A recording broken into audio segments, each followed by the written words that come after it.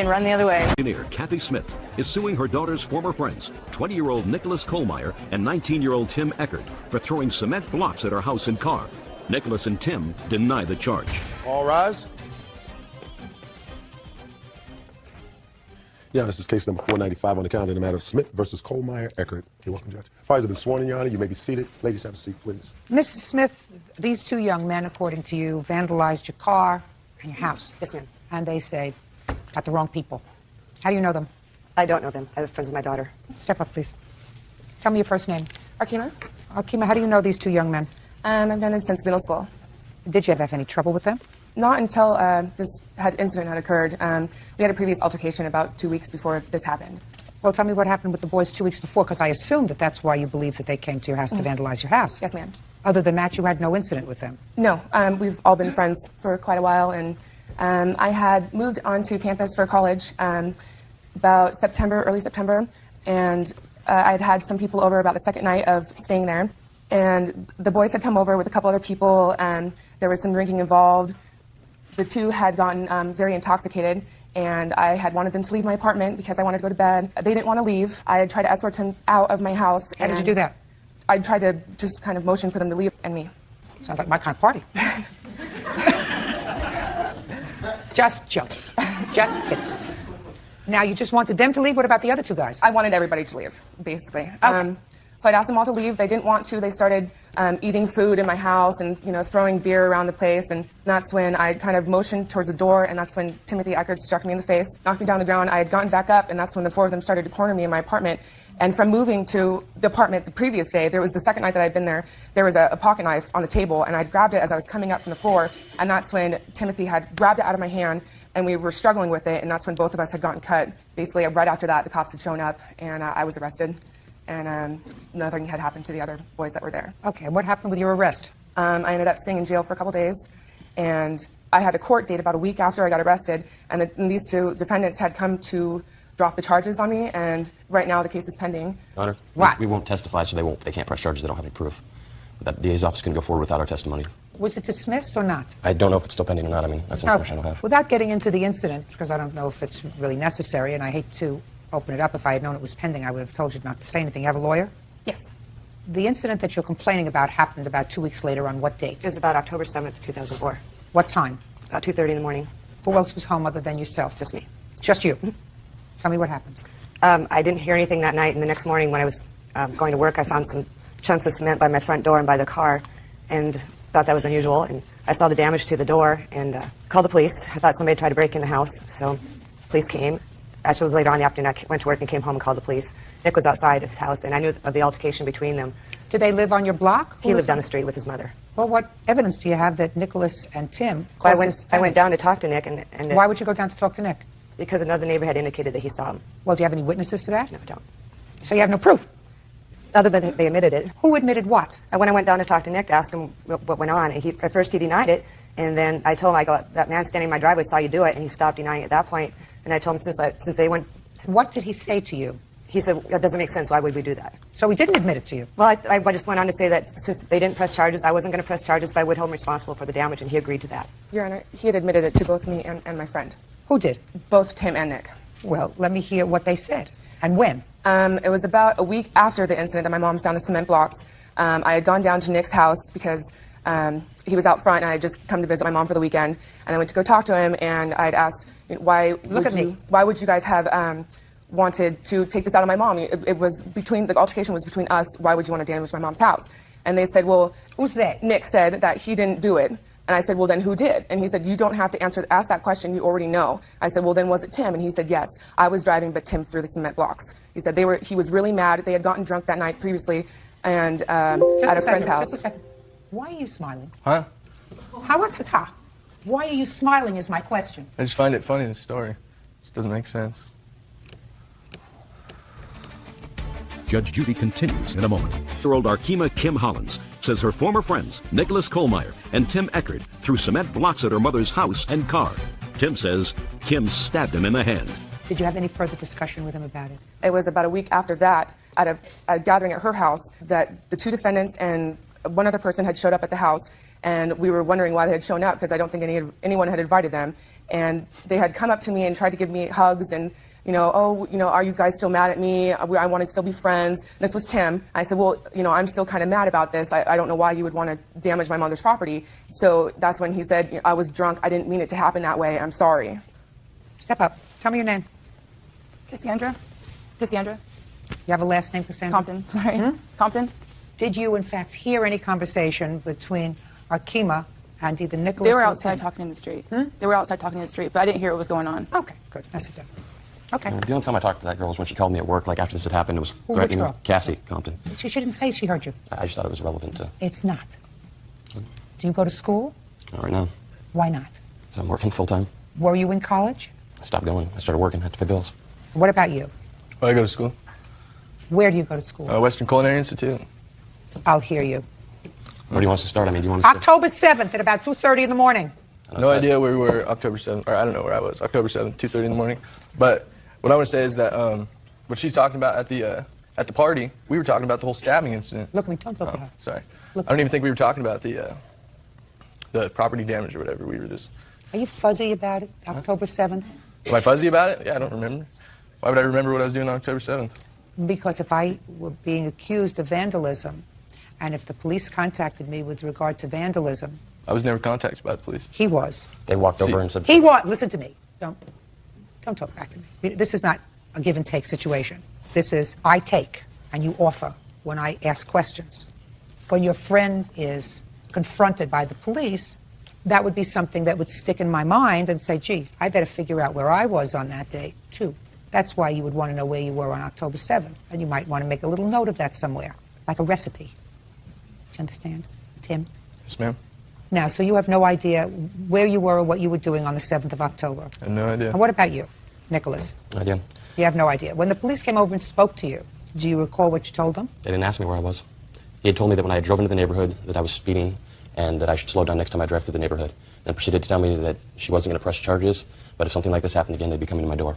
And I dismissed it as Was whatever. it something like if she wasn't going to press charges, if you weren't going to press charges with regard to the stabbing? Yeah, she mentioned something like that. No, The I'm officer just didn't. asking. That's my question. Well, she said because you didn't press charges, I'm not going to press charges against you. Oh, and what did you say? I just like, well, I didn't do it, so. And she was being very polite to me the whole time. She was very nice. She was talking about her door. I had offered to help her sand it down because I felt bad and she was being very nice to me, but I'd never admitted to doing anything because I didn't do anything, and I never said anything about paying any money. Yes. Your Honor, he had taken responsibility for the whole incident. He had told me that since Tim was not working, and he was at the time, that he would take responsibility and pay for the damages because Tim wouldn't want to. So he had taken When did he responsibility have for that the conversation with you? That same time that I had come down to talk to him in the driveway while he was fixing on Can his I car. see the damage to the house, please? Pictures. Receipts. Your Honor, there's also some damage done to the car in the driveway. Akeem, how much were you drinking on the night in your campus apartment when all of this took place? I probably had about 2 drinks. Of what? Whiskey. What? Can we Can tell what you happened? tell, like, the story? Like, what happened that night? Sure. Go ahead. We were over there drinking. 2 drinks. Not really. I think we had a half gallon. We were, yeah. You were what? Huh? Finish. We were getting all drunk. drunk. I was not drinking on it. Don't interrupt them. And we ended up, she started talking about how she was a Crip or something like that. How she was what? A Crip. A gang member? Gang member. She was in a gang. Talking about how she used to be in a gang. And we were telling her, no, whatever, you're in a gang. Yeah, right, you know. Our friend She got real Cole. mad. She busts out a knife, pulls out a knife. She starts going after my buddy Cole. And we were just like, oh, what are you doing? What are you doing, you know? We ended up leaving her apartment. We met some other girls in there, and they gave us their room numbers, so we went up there, said they're having a party. Kim shows up. Actually, I ran into Kim in the hallway, and I talked to her. And, That's Akeem. yeah, Akima. And I told her, she was saying because we left, and I told her that if she wanted to come over and hang out, she'd have to give me her knife. Which at this point in time she did, and I stuck it in my pocket and told her that she'd have to calm down, such and such. And whatever, she came and hung out with us at the apartment for a while. We were there for I don't know how long, a couple hours. So everybody's, at least the two of you, are pretty well plastered by that time. She was way drunker than we were. I'm talking about the two of you. Yeah, I was pretty drunk. well plastered. Okay, go ahead. So then you went back to her apartment. Yeah, and we were drinking there for a while, and we were getting ready to leave, and I gave her knife back. And somebody made a comment again about how she was in the gang, kind of making fun of her because, I mean, it's kind of ridiculous. But after that was said, and then whatever, she got all off and started yelling, got in Tim's face. She pulled out her knife. Tim pushed her away, which when he did so, he stepped on her right in the face, and she came at him with the knife and cut his hand. So she, and in turn according cut my to finger. you, you say sort of what's the word that I learned last year? Mushed her in the face? Yeah, he pushed her away because she was coming at him with a knife. Pushed her like this. Like this, yeah, like get away from me. He stepped back, and she came at him. He put his hand up and sliced into his hand. The police officers came as we were leaving, and they took pictures, wrote down a police report. Casey was also there. there. Do you have a picture of her mushing? Yeah. Can I see it, please? This picture was actually taken about a week after the incident because I was in jail. Also, she said, I'm drawing a blank. She said what? I hear I'm you. drawing a blank. You're drawing a blank. Drawing a blank. You got to stop that drinking. You know, you can get blackouts from drinking, Tim. 19 years old. You keep up this heavy drinking. By the time you're 30, you're going to have the brain of a small rat. Yeah. Well, but also she said that we wouldn't leave her apartment. But she actually stabbed me outside of the apartment in the hallway. When 3 teenagers drink to a point where they really have no control over their behavior, I am totally unsympathetic with any of them, including you, my dear. Yes. You know, who pays for your school? I have scholarships, and then we have loans. You have scholarships? Well, if you have scholarships, who do you think pays for your scholarship? Somebody. Not me. Duh. You think that somebody who's paying for your scholarship anticipates that you're going to entertain drinking parties in your dorm room for their money? No, ma'am. Well, that's true. You know, frickin' frack here can't get their acts together. But what I'm telling you is somebody thought you were smart enough to give you a scholarship to a college, and you turn around and do something so stupid. Listen, frickin' frack. I believe that you actually acknowledge, both of you, that you were the ones responsible for throwing this mortar at her house. And I think you did it when you were, you know, in a state of fuzziness, Tim. The damage that you caused is $1,100. Judgment for the plaintiff, that's all. Thank you. Parties Your are Honor. excused. You may step out. I'm happy that they got what they deserved. She has come over to my house, drunk twice since then, and hung out and brought over beer. Everywhere they go, they get into a fight when they get drunk, and it's just about every night. She claimed that she had hung out with a bunch of girls when she was younger and that we were insulting her family, I believe the quote was. They just wanted to make something up to make me look bad. I just want peace in the neighborhood. I didn't want damage to happen at all. Christine Hagen is suing her ex-boyfriend, ironworker Brian Smart, for car repair bills, the return of a big screen television, and an assault. Christine says during a night of heavy drinking, Brian beat her up and held her captive.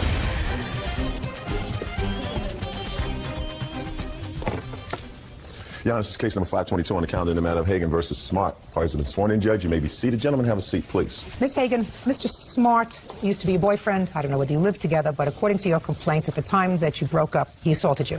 And during the process of that assault, he also damaged your car. In addition, it is your claim that you stored a big screen TV at his home, and he won't return it. That's what your lawsuit says. And Mr. Smart says that he bought the TV and he never assaulted you. Correct. Okay. When was this breakup, Ms. Hagen? It was December 25th. And had you been living together at the time? No, we weren't. I lived with him for about a week in the summer. It was approximately July. Okay. Now, the altercation that you're talking about, you say happened on December 25th, Right. 2004. Approximately what time? It was about 11 o'clock in the evening. Tell me what happened. I had spent the night with him for Christmas to help him with his kids and stuff like that during Christmas. We had problems prior to this with his father not liking me, and so he went to his family's house for Christmas Day, and I went to my family's house for Christmas Day. During that time, he said, we'll get back together later on that evening. He'll give me a call. It was about 10. I got a call, but I couldn't hear it. His family lived about a couple hours away drive. I figured he's probably going to stay there. So I went and proceeded to go to his house that night to go ahead and get my tools. What were you going to get your tools for on Christmas night? Prior to this, I know it sounds like it was a very long story. Prior to this, We'll make it a very short story. I mean, what were you going to do with your my tools timing that belt went night? off in my car. We had tried to fix it prior to this. It didn't function right. I went to go to my family's house and it was running really bad. So when I was waiting for him to get home, he just didn't call or show up or anything. So I figured I'll go ahead and go get my tools from his house. So you were annoyed with him? No, it just, there were issues that, I was the one working on the car too. Ms. Hagen, I know pretty much about cars. Ms. So Hagen, I just want to know something. It just doesn't sound right that after spending a day with your family and you're expecting him to call and he doesn't call, you choose that evening at 11 o'clock at night to go over there to get your tools. There was a call. My daughter's birthday is the following day after that. I was trying to make sure I had a car running so I could take my so daughter you went out. over to get your tools. So your tools were located in the house? No, they were underneath. There was like a little thing and had like a little shelter type thing on top Called of a it. basement. Okay. So what happened when you got there to get your tools? He pulled up. Once he pulled up, he left the door open. He jumped out of the van and just came at me. I mean, literally just came at me and just started swinging at me. And he asked me if I was leaving, and I'm like, I couldn't even talk. He had me grabbed by the jacket and just shaking me extremely hard, and then he just kept throwing me into my car. I hit the back window. I couldn't do anything. I mean, he had me pretty much pinned. So after that, he kept saying everything, you know, he just kind of arguing, telling me how much he hates me, die, I hate you, calling me names and verbally abusing, you know, just language at me. He could smell the alcohol in his breath. He was just completely drunk. I mean, he couldn't even hardly stand up sometimes when he was fighting me, but he was strong enough that no matter if I tried to fight him, the more I fought him, the stronger he got. And there was no way I could get away from him. I heard that already. Let's move on. So after that, he grabbed a hold of me and he said, we're going in the house. And I told him I didn't want to go in the house. So he picked me up and he carried me into the house. Picked you up and carried you in the house? Yes, he picked me up and carried me into the house. But I was too drunk to walk. Mr. Smart. He picked you up and carried you into the house. Right, and he was slamming me into things. And then he got me into the living room, put me on the couch, and told me to sit. And he jumped me and pushed me over the couch and just started slamming my head into the wall and onto the floor. And I finally got to the point I got free, grabbed him around his neck. I didn't know why. I just told him I loved him. I knew he was going to stop hitting me. I was not strong enough to actually fight him off me anymore. And then he did finally stop hitting me.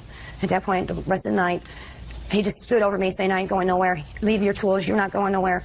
And it just continued all night. So it's stopped. And you stayed the night? Is that what you're telling me? I had no way to run. There was nowhere to go. And according to you, he stayed up all night standing over you. He did fall asleep for a little bit. And I tried to get up. And I went to the bathroom, went into my purse, and I got my spare set of keys. He did, prior to this, took my keys out of my car. And then he finally just said, that's it. I want you out of here. And I said, fine, let me go. At what time was this? This was about 7:30, 7:45 in the morning. Okay, so what you're telling me is from 11 o'clock at night when he came home, very drunk, hardly able to stand up, until 7:30 in the morning, he was awake. Oh, he woke up. Just a second. Well, did you sleep? Did I sleep? That's my question. No, I did not sleep. So you didn't sleep at all? No, I didn't. I was too scared. So you didn't sleep at all, and he slept? No, he slept for a little bit, and every time I moved, he would start moving. What do you mean every time you moved? Were you Prior sleeping to all together? Shh. Were you sleeping together? And where Yes, we were. Yes, we were. Sleeping together where? In his bedroom. He brought me into the bedroom after. Okay, well, you didn't tell me that. First, we started on the couch. Do you have a police report? Yes, I do. I'd like to see the police report, please. Why don't you show her a picture, too? Shh. Shut up. Judge Judy continues in a moment. Christine Hagan says ex-boyfriend Brian Smart assaulted her during a night of heavy drinking. Christine also claims Brian held her captive for the night. Mr. Smart, I'd like you to tell me your version of the events, sir. That evening I came home, it was more like 1:30. When I pull up my van, she's got her car back in my basement, loading up her tools and my tools. I say, I'll come up to her, hey, what are you doing? You know, what makes you think you're going to come to my house 1:30 in the morning loading up stuff in my house? She had to fix a car the next day. I said, yeah. I was like, well, go ahead. Nothing's going to get fixed tonight. What do you think you're doing? I said, we'll deal with this tomorrow. You know, it's late, it's Christmas, this is a holiday. So anyway, I start pulling my stuff back out of her car. I said, you got my stuff in here? I start pulling my stuff out. I pull her stuff out. She's throwing stuff back in the car. At the same time, she knocks her window out. At first, her whole problem was that I didn't spend Christmas with her. That was her whole problem and her attitude, because nobody can stand her because of the bull pulled on me, or excuse me, Your Honor, because of the things she's pulled on me. Everybody's confronted her and told her what kind of person she's been. So anyway, I get her calmed down. We go in the house. We lay down, and I would go to sleep. Did you get undressed? No. Did she get undressed? No. 5:30 in the morning, Your Honor, I woke up. Why did you go to sleep with your clothes on? I was tired, and I just wanted to go to bed. A little bit, had something to drink that day? Yes, it was Christmas. I was celebrating with my family. Okay. Next day, what happened? I woke up at 5:30 in the morning. She's reloading my tools and her tools again. She's sputtering out of the driveway. And she can't even get her trunk shut because she's got so much stuff in the back of it. So I'm pulling stuff back out, and she's sputtering out my driveway. She drives away, comes back a half hour, maybe 45 minutes later with the police. Okay. You went and called the police. Shh. You went and called the police, correct? Yeah, I finally got to a point I had a chance to get my key. All right. Let me read to you in the police report that you've given me what the police say. They said that you contacted them, and you say that you were shoved and punched and pulled by the hair and threw you around the residence throughout the night. Mm-hmm. Ms. Hagan refused medical attention and treatment and appeared to be in no distress. Ms. Hagan's hair, makeup appeared to be neat, and there was no physical evidence to support her allegations. How do you explain the fact, Ms. Hagan, that after all you went through that night, beaten, pummeled, thrown over the couch, slept in your clothes, all of those terrible things, why do you think that the police noted there was no physical evidence to support her allegations? I tried to go to the police officer at the time. I've actually tried, still continuing, trying to get a hold of the officer, why they haven't done anything further than this. This is his report. This is what he wrote at the time he saw you. That is his opinion. This is what he wrote. I never even got out of my car because I could not keep my car running because my car would die, and I was afraid to be too close to lose a resident with it. Okay, I'm finished with the assault part. Now let's move on to the big screen television set. During the summer of 2004, I had moved out of my house with my ex-husband. My son and Brian Smart had took the big screen TV and brought it over to his house. Well, the kids got really fond of it. They were playing video games and stuff like that. And so I didn't really say anything. And then when I moved into my new place, there just was no room. So I went and left it at Brian's house, and the kids were having a good time. And For 6 months? Yeah. And I asked for it back then, too. And I just figured I'm taking it to court now. She needed money. She was selling all these things that she got from her ex-husband. She was trying to get like $800 for the TV. I finally talked her down to $600. She really needed the money. Her and her son needed to go get an apartment. I wrote out her a check, which I have right here. Can I see it, please? And I believe, if Your Honor. Why did he give you $600? I never received $600. He has gave me checks in the past that to cash in for him so he can pay off bills and take care of his kids for daycare. Why would he give you money? He gave me a lot of money off and on. No, listen to me. First you said he never gave you a check. Then you said he did give you checks to cash for him that he needed for his children. Not for the TV. Well, I just asked you a question, Miss Hagan. What did he give you $600 for in June? I know I had to get the kids shots and stuff like that. He gave me some money. He's got his own bank account. What does he need you to cash a check for? I'm not satisfied with your explanation with regard to the assault that you allege happened, because Mr. Smart says that there was no assault. The police who observed you at the time you called indicated that there was absolutely no physical evidence whatsoever that they could discern, either on your body or your clothes or your hair, that would support the horrific story you just told me about this horrific assault. In addition, in your claim, you didn't tell me that you had spent the night with him. I didn't have a choice. You have a choice. Of course you have a choice. Somebody who was as drunk as you say. Prior to this, I'm speaking. Someone who was as drunk as you say, when their head hits the pillow, they're out. And you got up to go to the bathroom. Don't shake your head. Were you there? No. Good. So, quite frankly, Miss Hagan, I don't believe you. And I don't believe that this TV that you left there for 6 months, you all of a sudden want back. I believe that he gave you $600 for it. There was absolutely no other reason, no other credible reason why he would have given you a check in June at about the same time that you were moving out of your place and going into a smaller place. Your claim is dismissed. That's all. Bodies are excused. You may step out. I'm just glad she was smart enough lady to see through this lady's lies and manipulating everybody. I know this guy. I've lived with him. I actually left him because the drugs problem was so bad in his house with his kids, doing drugs. He can't keep his constant job. Just wait for her to go through her life to get more out of society. I never even got out of my car when the cops even, because I couldn't keep my car running. I was too scared he was going to come back at me and run at me again. She's this kind of person that she tries to manipulate everybody constantly to get through life. Property manager Young Lee is suing his ex-girlfriend, 23-year-old receptionist Kristen Beck, for a loan to fix her car and for the return of his '92 Acura. Kristen is countersuing, claiming Young vandalized her car during a fight.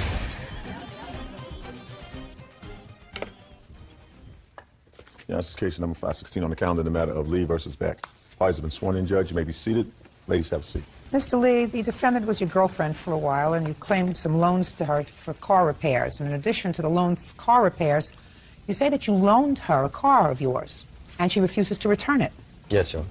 You want the car back. Yes. The defendant says that you fixed her car because you always insisted on making sure that her car was in running order. There was never any discussion of her paying you back for fixing her car, and that you, in fact, gave her this car. And she is counterclaiming because she says that after she broke up with you, you broke up with him? With me. And also... Just a second. That you came to the house, to her house, and you disabled her car, which you claim is your car, and she wants the money that she had to spend or will have to spend to put it back into running condition. So how long was this lovely relationship that you enjoyed, Mr. Lee? A year and a half. But I think we broke up like 3-4 times in between. The natural course of events, Mr. Lee. When did you loan her this car? First of all, she had her own car, and this car was keep on breaking down. She had no money, so that's what I do. I fix car. That's, you know, my side job. So she has her car. She's always breaking down. Sometimes she helps me pick up my daughter. She has a daughter on her own, and this car is like unsafe. So I keep on spending money on it. I spent $500 one time because her water pump went out, so we did the timing belt, everything. I have the receipt. Then maybe like a month later, our alternator goes out. I fixed it. She said she's going to pay me the money. I said, I spent $500 on your car. Well, I'm going to go to my mom and get some money. I'll pay you back. She goes to her mother's house, come back with $40. Here's $40. I'm like, I spent $500. You know, she had no job, so I told her, when you get a job, pay me. Did you live together? No. So she was doing you a favor? Well, one night I told her, you spend the night. Just a second. That doesn't answer my question, Mr. Lee. Uncross your hand. She was doing you a favor by picking up your daughter. Yes. And you didn't want your daughter to drive in a car that was unsafe, I assume. Yes. And plus, Is that right? she had no job. I was paying her rent. I was supporting her. Just a second. You were paying her rent where she was living. How much was her rent every month? $500 a month. And how many times did you pay her rent? I think I paid 3 times. When? 2004. When in 2004? Before or after you loaned her money to fix her car? After. No, right around that time. June, May, I think it was August, I don't know. All right. May, June, August, certainly after March, after you loaned her money to fix her car. Yes. And did she promise to pay you back the rent money too? No, because she was helping me picking up my daughter, so she had no job, so I was helping her out on that. Is there something? Shh. Shh. Are you working now? Yes. Oh, no, not anymore. I just lost my job last week. That's what I'm asking you. Are you working now? No. That's my question. I'm not. Well, your arrangement with her was that she would pay you back when she got a job. She's not working. She never worked. I got her that job. Do you understand what I'm saying too, sir? Even if I believe you that they were loans, and I'm not so sure that they were loans because you and the defendant had an intimate relationship, you were paying her rent, you were supporting her, and I cannot imagine that there was an expectation that she was supposed to pay you back the few $100s that you were spending to fix her car, especially since that was your business to fix cars. Now, let's get to this car that you say belongs to you, that you merely loaned to her. Tell me about that. When did you loan her your car, and what kind of car did you loan to her? It's a 92 Acura Integra. And when did she take possession of it? June. And tell me about how she took possession of the car. She didn't take possession. She had a car, her car, always breaking down, that she had no money to fix, that I was fixing all the time. She said she'd pay me back, but she had no job, so she couldn't pay me back. That's right. So okay. we're not taking care of that. That's taking care of the loan. So I bought this car because it was a good deal.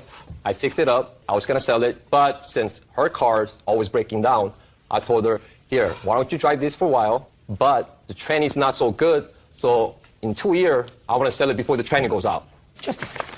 So here's this 1992 car. You can use it. But in 2 years, you have to give it back to me because the transmission's going to go out, and I want to sell it before the transmission goes out. Is that what he just said to me? That's what he just said. All right. So you gave her the car. Did you also give her the title to the car? No, because she crashed her car with my daughter in it. Her driving is not good, so I don't want to be lend it to her, but I don't want to be reliable. So I bought the car. Registration, I pay for it. The insurance. Just a second. I'm asking you a question, and you're going to give me an answer. Mm-hmm. Judge Judy continues in a moment. Young Lee says ex-girlfriend Kristen Beck owes for a loan to fix her car. Young also claims Kristen won't return his car. Was the car registered in her name? Yes. But the pink and slip, the car is titled in her name? Yes. But she signed it. I have the pink slip. She signed it over to me. Show me everything. Show you what? Show me the pink slip where she signed it over to you. You're not letting me finish my story. I'm asking you questions, Mr. I had Lee. the pink slip. She wanted to see the pink slip. So I gave it to, well, I didn't give it to her. I went over to her house, gave the land, she wasn't there, so I gave it to landlord. You know what, every time we're breaking up, she comes back saying sorry. I think it's for the car she's coming back. Because every time we broken up, she gave me the car back. 3 times I took the car back. Okay? But she always come back, sorry, sorry. And she wants the car back. So I'm thinking, this relationship is all about the car. That's what... It is about the car because she sold her car. You may be right. She sold her car for $1,000. I told her that she's trying to give me $500. The car that she sold it for $1,000. $500, she's trying to give it to me. Did you take the $500? No. Well, why didn't you take the $500? Because according to you, she owed you a lot more money from the car repairs. Because I don't know what she was giving me that $500 for. I said, what's this $500? Is this the money that you owe me from the car and all the money that I spent, like rent, everything? She said, no, this money is, I sold my car. So I'm giving you $500 because you bought me a car. I'm like, wait a minute. I told you this the second time. I didn't give you that car. I lent it to you. You did. I did. You did. Because I have the pink slip. She has the registration. Car's registered. She has the registration, but I have the pink slip. Is the car registered in your name? Yes, it is. Do you have registration for the car? You know, I don't. I have the registration. Can I see it, please? It's been under my name ever since the beginning, and he never. Let me just see it. Mr. Lee, you should have taken the $500, sir. Your Honor. You should have taken the $500. 500. June 10th, 2004, the car was registered in her name. It was never in my name. It was the person that I bought it. It was his name. I never even put it in my name because I'm still working on it. After I'm done with it, I was going to sell it, but I lent it to her. So I told her, put it in your name, but when the pink slip comes, sign it. I have the pink slip already signed to me. Show me. Okay? Then later on, she wanted the pink slip. I gave it to her landlord. Then she wanted to break up, whatever. We got into a fight, okay? I wanted my car back. You want to break up? Fine. I want my car back. She didn't want to give it to me. Okay? Give me the pink slip. She said, my landlord has it. Why does your landlord has my pink slip? You just told me you gave it to our landlord. I gave it to the landlord, but she's supposed to give it to her. But she's saying she never did. And I have my witness here. Not interested in your witness, Mr. Lee. The relationship didn't work out. The rent that you paid voluntarily. Fine. I'm not asking for the rent. Just a second. Well, just a second. But 2 seconds ago, you said to me, what are you giving me this $500 for?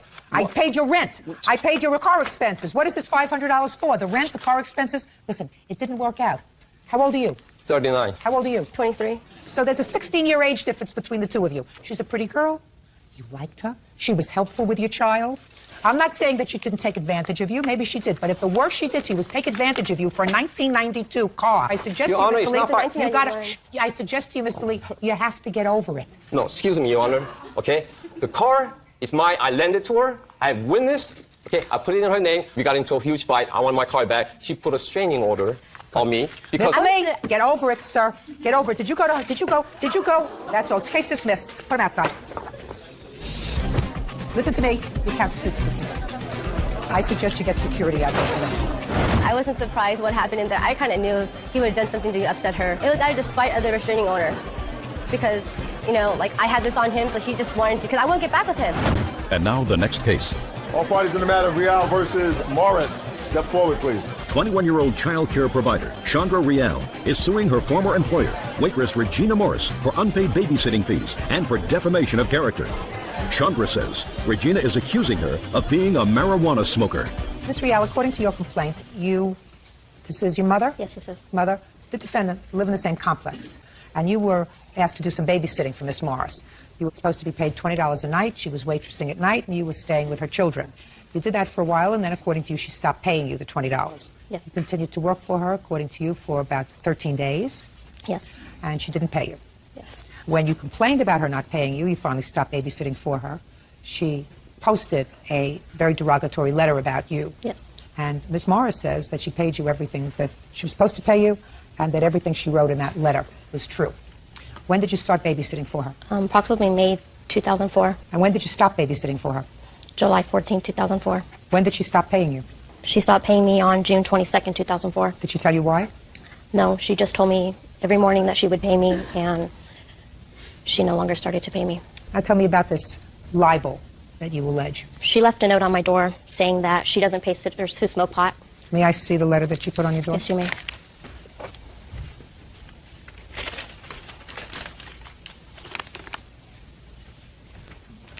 Did you send her a statement? Yes, I did. And what kind of statement? It was just the dates that she did not pay me. Can I see the statement? That I will file in small claims court if I didn't hear anything.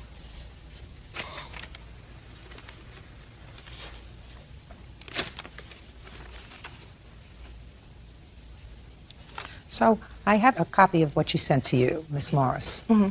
And your response to her a few days later was interesting. You don't deny that you owe her the money. I paid her everything that she was owed. No, that's not what you say in here. I'm a waitress. Listen to me. That's not what you say here. You say, first, you need to learn how to add. Second, I don't pay sitters who smoke pot while they watch my child. Then you say, also, at Hunter's birthday party, you had 2 children you were watching. You didn't help me. And then you say to her, provide a copy of our contract. Also, since you seem to be claiming this as income, I'm forwarding you a 1099. So, listen to me very carefully, Miss Morris. I read your answer. Your answer says I don't owe her any money. I paid her, which is what you just started to tell me. I paid. And I'm telling you. I didn't pay her I'm for speaking. the swing party. I'm speaking. And I'm telling you that if I received this, which is a statement of account, to which you refer in your letter, I would write, Sandra, according to my records, I paid you each time you babysat for my children. 2, the only thing I did not pay you for was the birthday party because you brought 2 other children and you didn't watch my child. That's right. That's not what you said here. Well, maybe that's my wording and not your wording. That's not what you say here, madam. I can read English. It's the first prerequisite for this job. What it says is, I don't pay sitters who smoke pot. Right. What does that have to do with not paying her for the birthday party? Because she didn't do anything at the birthday party. That's just to say you're talking apples and oranges. Well, you just said what does it have to do with the birthday party? I'm explaining. You know, it doesn't. Because in your answer, you don't say that she was smoking pot at the birthday party. You say you weren't paying her for the birthday party because she was watching 2 children. These are 2 separate paragraphs. 1, 2. Second paragraph, you refer to not paying her at the birthday party because she didn't do anything. First paragraph says, I don't pay people who smoke pot. Yeah, right. And she padded her bill. I mean, she added on things. She made it this big old bill that should never be. And she even admitted to me that it was because she had to make a payment to her probation officer when she was in trouble for credit card You're lying. fraud. You're lying. Listen to me. You're lying. No, I am not lying. Yeah, you are. No, I'm not. Oh, yeah. Well, I don't think so. This is your handwriting, and common sense usually prevails in a court. Common sense would suggest that if someone sent you a claim letter and you chose to respond to it, you would state first, I do not owe you any money because I paid you. And not one place here did you say that. Two sides. Not one place here did you say that. So I find that you're lying and you owe $260. Now, the question is, where was this placed? My mother found it underneath the doormat, where any of the neighbors could have read it. But but there is you have no proof that anybody did read it. No, I do not. Fine, then that's not libel. You understand that? Yes, I do. It has to be published. Yes. And it was not published. So she owes you $260 judgment for the plaintiff. Thank you very much. Step out. Yes, I was on probation, but it was not for smoking pot. I would have my neighbors also check in, and she wasn't aware of it. I was on it for credit card fraud, but that's the past. I questioned the plaintiff. She admitted it. I never admitted to her I smoked pot. If that's what she needs to do and stoop to, oh well. Maybe she's smoking pot, not me. Homemaker Lisa Dyer is suing her sister-in-law, homemaker Sonia Malone, for the return of a ring. Sonia is countersuing for defamation of character and for making threats. Your Honor, this is case number 55 on account of the matter of Dyer versus Malone. Parties have been sworn in. You may be seated. Ladies, have seats, please. Bird, would you please get from Miss Malone the ring in question? Certainly. Thank you. Oh, it's okay. Take your time.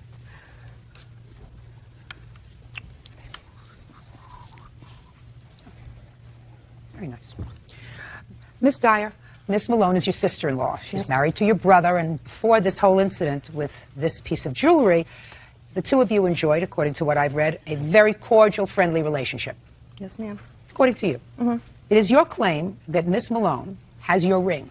Correct. She says that you lost it. Her niece found it. Her niece sold it to her. That's how she came into possession of the ring.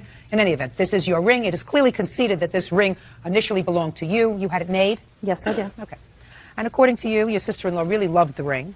Yes, ma'am. At some point, she even wanted to buy it. Anyway, you want your ring back. Yes, ma'am. Ms. Malone says that you tossed the ring out in some clothes that you were giving away. She knows that because she purchased the ring from your niece. Yes, ma'am. Who had found the ring. You fixed the ring. Yes, ma'am. Put in a new stone or two, and it's your ring. And aside from that, you got paid for the ring from your insurance. Exactly. So that finders, keepers, losers, weepers, right? Yes, ma'am. And in addition, Miss Malone says that you've gone around saying that she took the ring, you threatened her and her family, and she wants the value of the replacement diamond, the fixing of the ring, and she's got a counterclaim. When did you have the ring made? I had the ring made in 1988. And when, for the first time, did your sister-in-law tell you she loved the ring? Do you remember? She was sort of my best friend at the time that I had the ring made and designed. She seen the ring after I had it made, and she always admired the ring. She always begged me for the ring. I'm going to get that ring. You know, I want that ring. And I'm like, no, no, no. Okay. She loved the ring. She wanted the ring. Right. Now, when did you stop wearing the ring? About 2 years ago. Why? There was a stone missing. When did you notice the ring was missing? I noticed the ring missing a while back. I was so heartbroken over the ring gone, but I never reported to police. And no, I have not made an insurance claim on this ring. Okay, I just want to make that clear. So in May of 2003, she's married to my brother, and I purchased a home in the state of Virginia.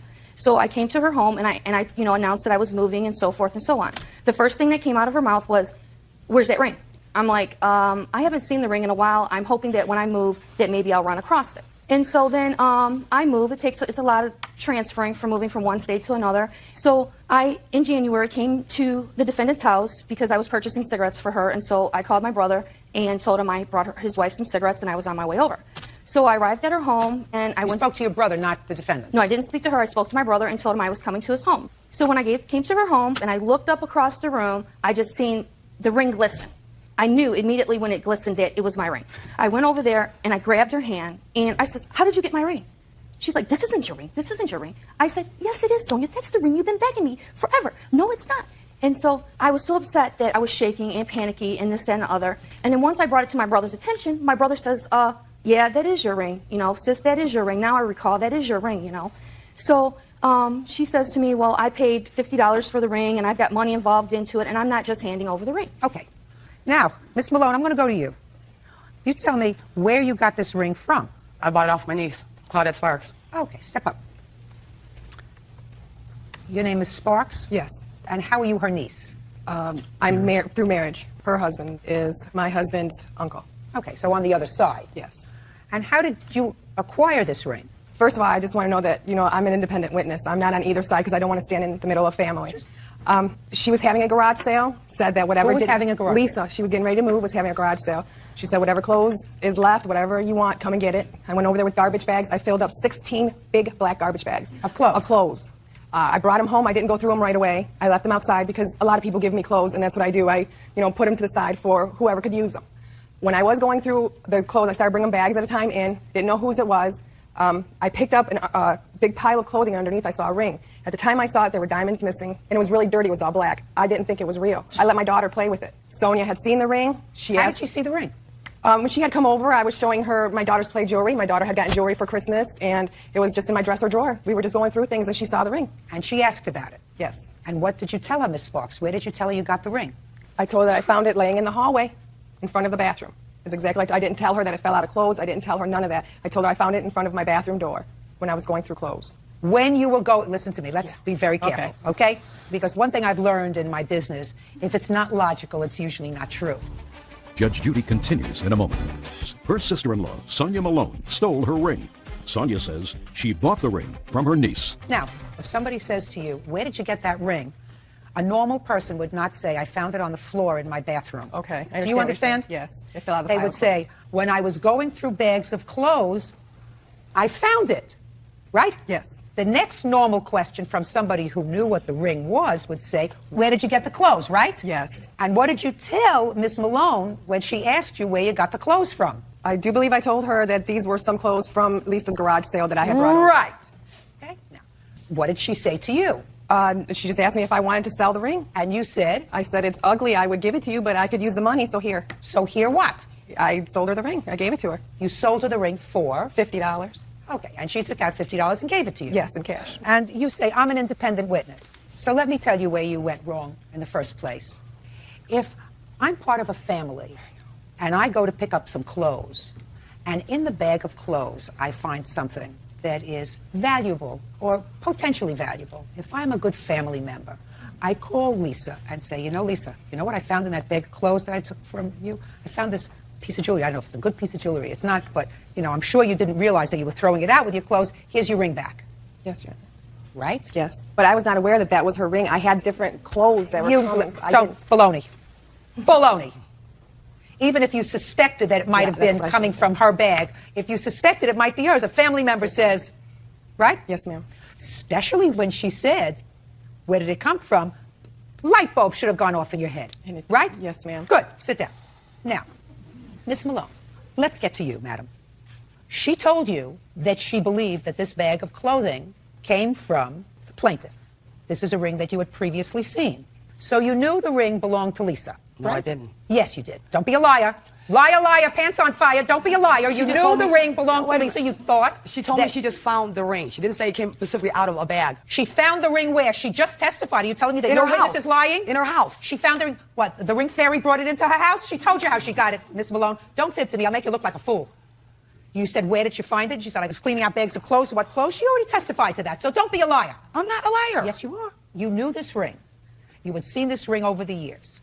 You knew the ring belonged to the plaintiff. You don't even deny your answer that you knew the ring belonged to the plaintiff or that you had a strong suspicion that it belonged to the plaintiff. What you say in your answer is, I bought it for $50. Correct. I paid to have it fixed. Correct. Therefore, it's mine. Correct. Right. Wrong. Wrong. You knew that the ring did not belong to your witness to sell. And you knew that when you gave her $50 for the ring, that it was worth a lot more than $50. So you were not a purchaser without knowledge that this was either lost, misplaced, or perhaps stolen. Therefore, now your claim is that you paid $50 for it, which I reject because you shouldn't have paid $50 for it. You shouldn't have paid anything for it. You should have said to her, especially a family member, you better ask Lisa whether that's her ring, whether she intended to give it away. That's what you should have said first. Then when you invested money, you expect to get your money back. Right. You don't get it back. You did the wrong thing. If you do the wrong thing, you don't get the money back. So aside from making trouble in your family, which I'm sure you did between your husband and his sister and everybody else and getting her involved, all because you wanted an extra piece of jewelry, you did the wrong thing. When you do the wrong thing, you're not rewarded. So you don't get the ring back, and you don't get what you paid for it, and you don't get what you paid to have it fixed. She gets the ring back. And No, let's get to your counter. the ring looked familiar. I asked her if Lisa had seen the ring. She told me that Lisa had offered her $100 for the ring, but she chose not to sell it to her. Why? Let me tell you something. She says she didn't know whose ring it was. Is that right? Yes, ma'am. Your witness says she didn't know whose ring it was when she sold it to you. Give her back the ring. Thank you. Now, Thank you. your first counterclaim, Miss Malone, is that the plaintiff has been telling people that you have her ring wrongfully. Is that right? She said that I stole the ring. I never stole the ring. Well, you did. In effect, you did. Because she didn't know that the ring was not an abandoned piece of property. You knew. Now, Miss Malone, there isn't very much question in my mind that if your husband had told you she was coming over, you would have taken off the ring before she got there. No, that's not true. Oh, well, for a while she hadn't seen it. And you do wear a lot of jewelry. So my sense is that you probably, had you had noticed that she was coming over, you would have slipped it off your finger and said, I don't want to start any trouble. That's not true. I didn't think the ring was hers, Your Honor. I don't believe it. Don't believe it. Okay. I don't believe you. Circumstances suggest to me that you knew or should have known, if you wanted to open up your mind, that the ring belonged to Lisa. At least And enough the that you would have diamond said to her, Lisa, is this yours? All in all, you did the wrong thing. You don't get rewarded for doing the wrong thing. Your counterclaim's dismissed. You have your ring back. Thank you very much. Thank you. Bodies are excused. You may step out. I didn't know it was her ring. She knew this ring. She knew this ring when she seen it from Claudette. Nobody in the family wants nothing to do with her. She's a trifling lion. She was my friend, and she was my birth coach for 2 children. I was not her best friend. I didn't hang out with her. I'm just glad it's going to be over with now. Maybe, the family can calm down a little bit. I knew in my heart that I would prevail on this and would get my ring back. She can never be around my kids or not. She's out of our family. Health consultant Ann Machado is suing her former friend, community worker Denise Faulkner, for an unpaid loan to leave her husband. Denise is countersuing, claiming Ann vandalized her husband's truck. That's case number 62 on the calendar in the matter of Machado versus Faulkner. Parties have been sworn in. You may be seated. Folks, have seats, please. Ms. Machado, you and the defendant were friends, according to what I've read in the complaint, and you claim a series of loans to her while she was separated from her husband. Ms. Faulkner said that while she acknowledges that you gave her money while she was separated from her husband in the process of getting a divorce at that time, she said that they were gifts. There was never any expectation of the money being returned. In addition, she is counterclaiming because she says that during the separation, while she was separated, you vandalized a truck that was jointly owned by the defendant and her husband. So that's her counterclaim. How long do you know each other? Probably about 20 years. When did she separate from her husband? June of last year. And when was the first loan, and for what? I told her years before I'd recognized that there was something wrong in the relationship and asked Denise verbally, did Mike... I can't hear you. I'm sorry. I'm nervous. Don't be nervous. I only eat litigants on Thursday, and today is not a Thursday, I don't think. Go ahead. I had met Mike, and I witnessed his behavior, and it wasn't appropriate, the way he talked to his wife or his children. And I asked Denise, on the side, did he ever hurt her or abuse her? And she denied it at the time, no. But my sense of intuition said that she was not being honest. In the years after that, I witnessed him being verbally abusive to his children. I told Mike, face to face, I said, if you don't not care for your children, they're going to learn to be afraid of you. And he looked at me dead in the eye and said, I like it like that. And what kind of verbal abuse? What do you very in verbal front of you? abuse. Oh, yes. In front of you? Like what? He treated his family like dogs. I mean, I talk to my dog better than he talks to his family. He shows no respect. He doesn't feel any duties to take care of the house. He's pulling in 2 jobs. And he felt that his only responsibility was to drive them to and from school, which he lives for control. So that bothered you, but evidently for a long time she lived with it. I couldn't do anything about it until she came to me in June last year, and I was just ecstatic that she was going to claim her life back and save herself and the kids from him. What did she say when she came to you in June of last year? She was under the protection of a women's haven at the time, and said that Mike was being served with the divorce papers and being escorted out of the home. Soon after that, we found out that Mikey cleaned out the bank account. She had nothing to her name, so I gave her $500 just to get her going. And then her bills started bouncing, her water, her garbage, her electricity, her house was in foreclosure. Everything was falling apart. And Mike kept calling and threatening her that she better not lose that damn house. When was the first loan? First loan was the attorney. Tell me about that. She didn't have an attorney representing her. And her kids do BMX riding, and the grandparents participate in most of that because they drive them out of state and all over everywhere. Anyway, he did all that, and she didn't want to take that privilege away, but said, yes, I'll give them the grandparents custody just to do that BMX training. His parents. Go ahead. And in the process of getting that, she realized after the custody, after she got the paperwork back from the first judgment, that she sat at my kitchen table and just cried. She said the light bulb finally came on that she gave 50% of her custody rights away to the grandparents, and she just was devastated she, as her mother, or their mother, would do that. Okay. Tell me about the attorney and the loan.